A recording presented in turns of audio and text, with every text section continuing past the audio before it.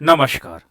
आज हम लोग बात करने जा रहे हैं माइक्रो इकोनॉमिक्स के अंतर्गत नॉर्मल लॉस क्या होता है एंड एबनॉर्मल लॉस क्या होता है। हाल ही के दिनों में कुछ इस प्रकार के प्रश्नों की संख्या बढ़ी है कि जब अर्थव्यवस्था में पूर्ण प्रतियोगिता होती है तो पूर्ण प्रतियोगिता के अंतर्गत एक फर्म को सामान्य हानि तो होती है, लेकिन वो कौन सी दशा है जिसके अंतर्गत एक फर्म को असामान्य हानि भी होने लगती है। तो आइए आज हम लोग देखते हैं कि सामान्य हानि तथा असामान्य हानि ये किस प्रकार की हानि होती है और एक फर्म को इन दोनों सिचुएशन से कब गुजरना पड़ता है। तो देखते हैं। तो हम जानते हैं कि जो हमारी कुल लागत होती है, टोटल कॉस्ट होती है, वो दो लागतों से मिलकर बनी होती है। एक टोटल फिक्स कॉस्ट होती है प्लस एक आपकी टोटल वेरिएबल कॉस्ट होती है।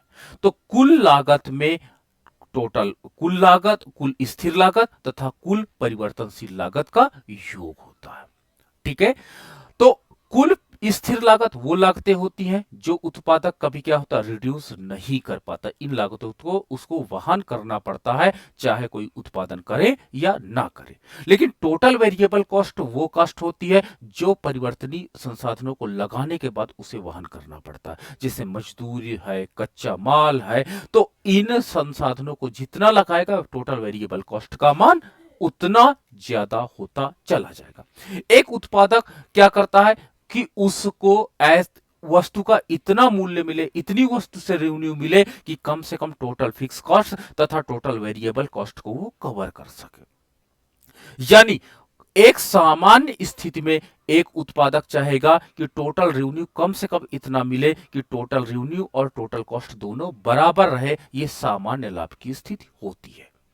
ठीक है। तो इतना यानी उसका टोटल फिक्स कॉस्ट कवर हो जाए, टोटल वेरिएबल कॉस्ट कवर हो जाए। लेकिन अगर टोटल रेवेन्यू का मान इतना कम हो जाता है, टोटल रेवेन्यू का मान इतना कम हो जाए कि टोटल कॉस्ट कवर ना होने पाए, तो हम लोग इसे लॉस की सिचुएशन घोषित कर देते हैं कि this is the situation of loss. मुझे इतना रेवेन्यू कम मिल रहा है कि टोटल कॉस्ट कवर नहीं हो पा रही है। ठीक है।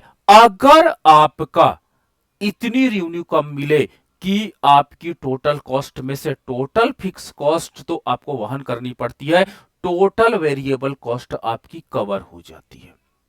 इतनी रेवेन्यू मिल रही है कि केवल टोटल वेरिएबल कॉस्ट आप कवर कर पा रहे हैं, टोटल फिक्स कॉस्ट कवर नहीं कर पा रहे हैं। तो इस सिचुएशंस को हम लोग नॉर्मल लॉस की संज्ञा देते हैं। ये नॉर्मल लॉस की संख्या है कि आपको इतना रेवेन्यू मिल जाए कि कम से कम टोटल वेरिएबल कॉस्ट को आप कवर कर जाए। अगर टोटल वेरिएबल कॉस्ट के अलावा फिक्स कॉस्ट को भी थोड़ा बहुत कवर कर लेते हैं तो मच बेटर है कि लॉस आपका कम हो जाएगा। लेकिन अगर आपकी total revenue total variable cost के बराबर आ जाती है तो हम कहेंगे this is the situation of normal loss. ठीक है। तो यानी टोटल रेवेन्यू का मान टोटल वेरिएबल कॉस्ट से नीचे नहीं होना चाहिए। नॉर्मल लॉस के अंतर्गत इतनी आगम आपको हो कि वेरिएबल कॉस्ट को आप कंपनसेट कर सकें। और अगर टोटल रेवेन्यू का मान इतना हो जाता है, टोटल रेवेन्यू का मान कि टोटल वेरिएबल कॉस्ट को कवर करने के अलावा टोटल फिक्स कॉस्ट का कुछ पार्ट कवर कर लेते हैं, तो आपका ये सिचुएशन नॉर्मल लॉस की होगी। लेकिन दूसरी सिचुएशन से ये बन जाती है कि जब आपको ऐसी बाजार व्यवस्था के अंतर्गत टोटल रेवेन्यू का मान टोटल वेरिएबल कॉस्ट से कम हो जाता है। ठीक है। ऐसी सिचुएशन जनरेट हो जाती है कि आपका टोटल रेवेन्यू का मान टोटल वेरिएबल कॉस्ट से कम हो जाता है। यानी आपको इतना कम आगम प्राप्त होता है कि टोटल रेवेन्यू भी आपका टोटल वेरिएबल कॉस्ट भी कवर नहीं हो पाती, टोटल फिक्स कॉस्ट तो दूर की बात है। तो जब आप परिवर्तनीय साधनों का भुगतान भी नहीं कर पाते, मजदूर की मजदूरी नहीं दे पाते, इतना कम पैसा होता, कच्चे माल का जो आपने लिया है कच्चे माल का भुगतान नहीं कर पाते, परिवहन वाले ट्रकों का भुगतान नहीं आप कर पाते, विज्ञापन वालों को भुगतान नहीं कर पाते। तो जब टोटल रेवेन्यू का मान इतना कम हो जाता है कि टोटल वेरिएबल कॉस्ट भी आप बियर नहीं कर पाते हो, तो इस सिचुएशंस को एबनॉर्मल लॉस की संज्ञा दी जाती है। एबनॉर्मल लॉस की संज्ञा दी जाती है। तो ये पॉइंट आप बहुत ध्यान से देखिएगा। ठीक है। मैंने टोटल के संदर्भ में बताया है, इसी को आप एवरेज के संदर्भ में भी समझ सकते हैं। एवरेज के संबंध में ये होता है कि आप जानते हो कि टोटल कॉस्ट बराबर total fix cost plus total variable cost होता है। दोनों पक्षों को क्यू से डिवाइड कर दीजिए। जब दोनों पक्षों को क्यू से डिवाइड करेंगे तो ये आपका AC हो जाएगा, ये आपका AFC हो जाएगा, ये आपका AVC हो जाएगा।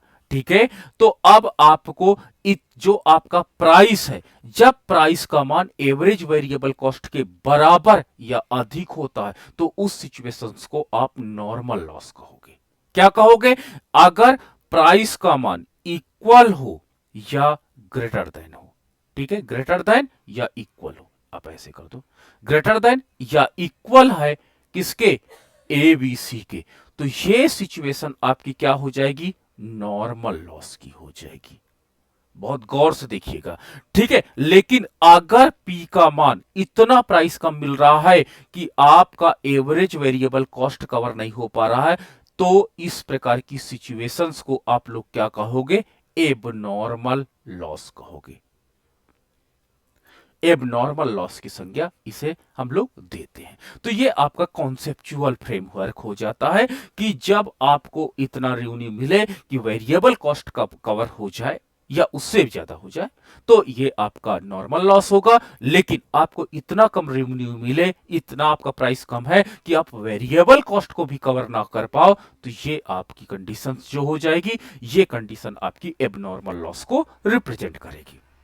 चलिए आगे देखते हैं। यहां रेखा चित्र में हमने दो रेखा चित्र लिया है। ये आपके नॉर्मल लॉस को दर्शाएगा, नॉर्मल लॉस को दर्शाएगा। ठीक है, यानी प्राइस का मान एवरेज वेरिएबल कॉस्ट के या तो बराबर होगा या उससे ज्यादा होगा। ठीक है, एवरेज वेरिएबल कॉस्ट के बराबर होगा। दूसरा मैं कहूंगा कि टोटल जो रेवेन्यू होगा या तो एवरेज टोटल वेरिएबल कॉस्ट के बराबर होगा या उससे ज्यादा होगा। ठीक है, तो टोटल वेरिएबल कॉस्ट केवल रेवेन्यू से कवर हो पा रही है, लेकिन टोटल कॉस्ट कवर नहीं हो पा रही है। तो ये आपकी सिचुएशंस जो होंगी वो नॉर्मल लॉस को रिप्रेजेंट करेंगी। तो यहां पर रेखा चित्र है, आपका OP प्राइस है, आपका ये आपका AR है, ये आपका MR है, ये आपका मूल्य है। यानी पूर्ण प्रतियोगिता के अंतर्गत ये आपकी लाइन है जो AR equal to MR equal to P को दर्शाती है। अब आपके पास ये एवरेज कॉस्ट हो जाती है जो यू शेप की है, ये आपके पास एवरेज वेरिएबल कॉस्ट है जो यू शेप का है। ठीक है, आपका जो मार्जिनल कॉस्ट है वो न्यूनतम बिंदु से दोनों को कट करके जाती है, और आप इस पॉइंट पर देख सकते हो ई पॉइंट पर कि MR इक्वल टू MC हो जाता है। ई पॉइंट पर MR इक्वल टू MC हो जाता है। तो ये आपका सिचुएशंस क्या हो जाता है? ये आपका सिचुएशन इक्विलिब्रियम का होता है। अगर मैं इस पे लंब डाल देता हूं तो लंब डालने के परिणाम स्वरूप OQ उत्पादन प्राप्त हो जाता है, तथा QA जो आपका है, आपका QE जो है ये मूल्य प्राप्त हो जाता है। तो आप कह सकते हो कि जो यहां पर चतुर्भुज है आपका क्या? OQEP, OQEP ये आपका टोटल रेवेन्यू को दर्शाता है, क्योंकि मूल्य आपका OP है और OP को क्वांटिटी से मल्टीप्लाई कर दोगे तो ये रेवेन्यू है। ठीक है, ये रेवेन्यू है। अब आपके पास QA, ये देखिए प्रति इकाई लागत है। अगर मैं इसको लंब और मिला दूं, आपको लंबच से मिला देता हूं, तो ये आपका P1 हो जाता है। तो आपका QA P1O, तो मैं कहूंगा चतुर्भुज OQA P1 ये आपका टोटल कॉस्ट है। ठीक है, तो देखो टोटल कॉस्ट का मान ज्यादा है, टोटल रेवेन्यू का मान कम है, तो आप निश्चित रूप से कहोगे लॉस में है। बट किस प्रकार का लॉस है? नॉर्मल लॉस है कि आपका एबनॉर्मल लॉस है, ये हमको गणना करनी है। तो इसकी गणना के लिए आपको एवरेज वेरिएबल कॉस्ट की गणना होना बहुत जरूरी है। तो जब एवरेज वेरिएबल कॉस्ट लाइन को मैं लंबच से मिला देता हूं तो मुझे P2 पॉइंट प्राप्त हो जाता है। तो अब आप जानते हो कि जो टोटल कॉस्ट होती है, टोटल कॉस्ट में दो प्रकार की कॉस्ट इंक्लूड होती है, total fix cost plus total variable cost, अभी हमने देखा होगा। तो ये जो आपकी टोटल कॉस्ट है OQAP1, ये टोटल कॉस्ट में वेरिएबल कॉस्ट को कहां पे टच कर रहा है? आपका A1 पॉइंट पर। तो आपका OQA1P2 ये आपकी टोटल वेरिएबल कॉस्ट है। चतुर्भुज आपका OQA1 P2 ये टोटल वेरिएबल कॉस्ट है ना, क्योंकि एवरेज वेरिएबल को अगर मैं मूल्य से मल्टीप्लाई कर दूं तो आपको क्या मिल जाएगा, ये आपका चतुर्भुज का जो मान है वो मिल जाएगा, सॉरी मूल्य से नहीं बल्कि OP2 से। तो यहां पर मुझे क्या मिल जाएगा, ये आपका वेरिएबल कॉस्ट है। तो आप देख सकते हो कि जो रेवेन्यू है OQEP टोटल रेवेन्यू है, उसका मान यहां पर टोटल वेरिएबल कॉस्ट से ज्यादा है, यानी TR is greater than TVC। तो मैं क्या कहूंगा कि टोटल रेवेन्यू इतनी मिल रही कि आपकी वेरिएबल कॉस्ट को कवर कर रही है, ठीक है, लेकिन फिक्स कॉस्ट का कुछ पार्ट ही कवर कर रही है। यानी आपका A1A P1 P2 कितना, चतुर्भुज A1A P1 P2 ये आपका क्या हो जाएगा, टोटल फिक्स कॉस्ट हो जाएगी। तो ये जो टोटल फिक्स कॉस्ट है इसका भी कुछ पार्ट आपकी रेवेन्यू कवर कर दे रही है। तो यानी आपको इतना रेवेन्यू मिल जा रहा है कि टोटल वेरिएबल कॉस्ट के अलावा टोटल फिक्स कॉस्ट का भी कुछ का पार्ट आप कवर कर पा रहे हो, और टोटल फिक्स कॉस्ट के रूप में कुछ लॉस आपको वहन करना पड़ रहा। तो इस प्रकार की सिचुएशंस जो होंगी वो नॉर्मल लॉस की होती है, ठीक है, नॉर्मल लॉस की सिचुएशंस होती हैं, तो इसे हम लोग नॉर्मल लॉस की संज्ञा दे सकते हैं। अब ये देखो ग्रीन कलर का मैं एक बॉक्स बनाया हूं, ये ग्रीन कलर का बॉक्स है, ये आपका रेवेन्यू है, यानी इतनी आपकी रेवेन्यू है। अब देखिए डॉटेड लाइन आपको इस रेवेन्यू के नीचे जा रही है, यानी आपकी टोटल वेरिएबल कॉस्ट को ये कवर करने के अतिरिक्त फिक्स कॉस्ट का जो पोर्शन है उसका भी लगभग आधा पार्ट ये कवर कर दे रहा है। यानी आपको रेवेन्यू इतनी मिल रही है कि टोटल वेरिएबल कॉस्ट तो कवर हो जा रही है, टोटल फिक्स कॉस्ट का भी कुछ पार्ट वो कवर कर दे रही है। तो यानी टोटल फिक्स कॉस्ट के रूप में कुछ आपको लॉस वहन करना पड़ रहा है, तो ये आपका नॉर्मल लॉस की संज्ञा दी जाती है। यानी टोटल वेरिएबल कॉस्ट जो आपका मेन ऑब्जेक्टिव था वो कवर हो जा रहा है, टोटल फिक्स कॉस्ट का कुछ पार्ट कवर कर दे रहा, ये बहुत अच्छी बात है। यानी फर्म को केवल टोटल फिक्स कॉस्ट के कुछ आंशिक रूप के रूप में लागत वहन करनी पड़ रही है, वो यहां पर दिख रहा है। तो ये आप देख सकते हो कि ब्लू कलर का मैंने बॉक्स बनाया है, ये टोटल फिक्स कॉस्ट को दिखाता है, और ग्रीन बॉक्स और ब्लू बॉक्स ओवरलैप कर रहे हैं। ये ओवरलैप पोर्शन जो ये बताता है कि टोटल रेवेन्यू का इतना पार्ट, जो ओवरलैपिंग पार्ट है ये फिक्स कॉस्ट का, ये इसके द्वारा कंपनसेट किया जा रहा है। इसको मैं एक और बॉक्स से दिखाता हूं तो ये एक्स्ट्रा है, यानी रेवेन्यू इतनी प्राप्त हो रही कि टोटल वेरिएबल कॉस्ट को तो आप कवर कर ही रहे हो, टोटल फिक्स कॉस्ट को भी कवर कर दे रहे हो, तो आपको टोटल फिक्स कॉस्ट के रूप में थोड़ा सी लागत वहन करनी पड़ रही है। इस सिचुएशंस को हम लोग नॉर्मल लॉस की संज्ञा देंगे। चलिए एबनॉर्मल लॉस क्या होता है, तो एबनॉर्मल लॉस आपका,